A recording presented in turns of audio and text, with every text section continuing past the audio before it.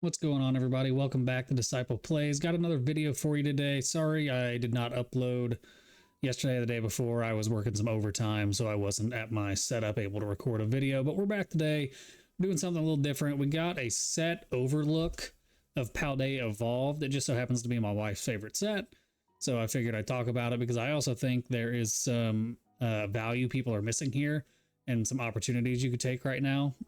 So Paldea Evolved, if you don't know, is going out of print in April with 151, with Paldea and Fates, all those crazy sets. This is right alongside it. This, you will not be able to get sealed product of this ever again after April. They will not print it. I mean, you can buy it aftermarket, of course, but the supply is going to run dry. So we got the Magikarp, the Shindikana Magikarp. Everybody knows this, is obsessed with it. Went back up to like $2,700 in a PSA 10. Market price $327, and it's actually only an illustration rare. It's not even an SIR, so it's not even the hardest cards to pull in this set.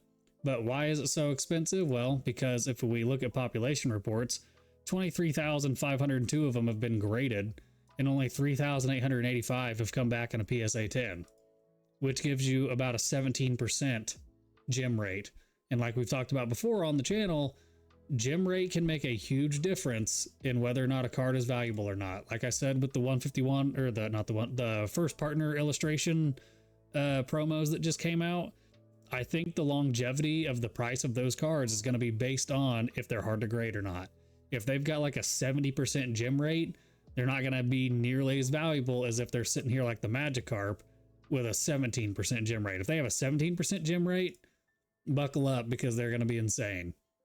So what about the other cards in the set? What about the Raichu? Well, 1,570 tens out of 8,043 graded gives you a 19.5% gem rate. So almost 20% gem rate on the Raichu.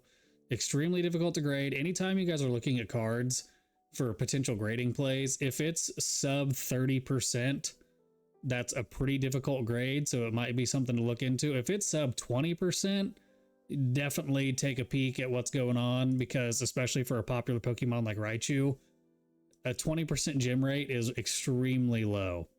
And let's also not forget, Paldea Evolved did not get printed like an insane amount like Prismatic has been.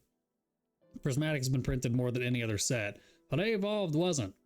It was just printed normally. So next we got the Mousehold. The photos don't pop up on the PSA website, so I'll go back and show you. This is the Mousehold. Cute card, got the little mushrooms in the tree.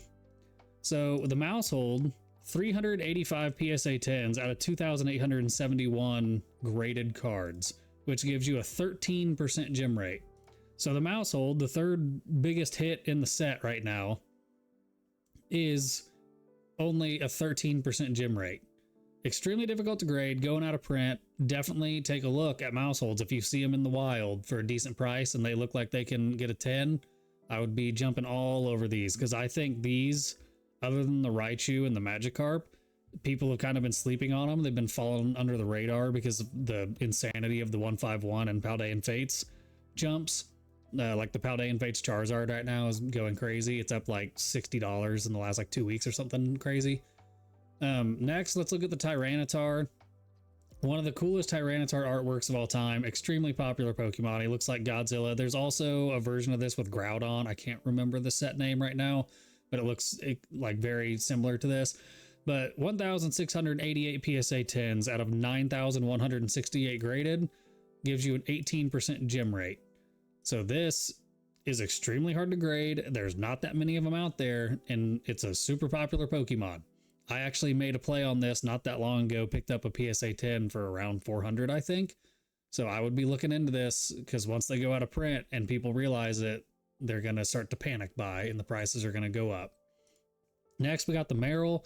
Again, super popular Pokemon. Not super popular, not as popular as Tyranitar like Raichu or Magikarp, but a relatively popular Pokemon. Cool artwork, vibrant colors. 697 PSA 10s out of 4,077 graded. Gives you a 17% gem rate. So again, hard to grade, and they didn't print Paldea Evolved like crazy. Like, this card is a good looking card. People like Meryl. They're going to be all over it eventually. Fuecoco, one of the starters, probably the most popular starter from Paldea or from Gen 9. 685 at PSA 10s out of 3,478 graded. About a 20% gem rate. Again, really hard to grade.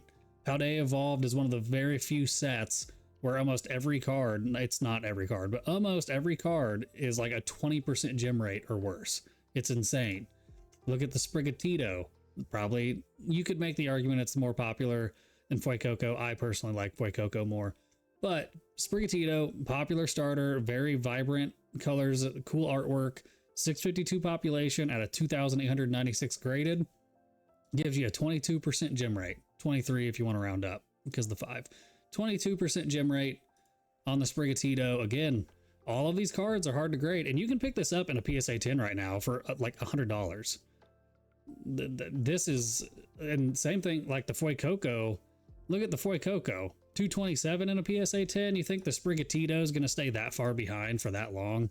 I don't think it will, personally, but do your own research, look into things. I'm just giving you some ideas on what I'm seeing. And then last thing we'll look at is the Heracross. Again, OG Pokemon. People love Heracross. It's one of the best bug types around. I actually use Heracross in playthroughs all the time. 595 PSA 10s out of 2,888 graded. It's about a 20% gem rate. So all of these cards, not all, the Iono is actually like a 50% gem rate. Same with the Tinkaton. But a lot of these top cards in this set are difficult to grade. They're great artworks. And even people like my wife's not obsessed with Pokemon. She's not into it like we are. She likes these cards because she thinks they're pretty. So if new people get into the hobby and they see a really vibrant like Mousehold card, they're like, oh my gosh, that's so cute. These are a great play right now, in my opinion, because they're kind of sitting on the back burner from these other sets that are going out of print, and they're extremely hard to grade. There's not going to be too many Tyrannitars in PSA 10s. It's just not going to happen. We looked at the other day, the Umbreon from Evolving Skies has over 20,000 PSA 10s, I'm pretty, or maybe it's, let's just look it up. Also, if you want to look up PSA 10s, this is how you do it. Prismatic auction results PSA. And you can click on this. It'll come up. So there's 4,000 of these in existence.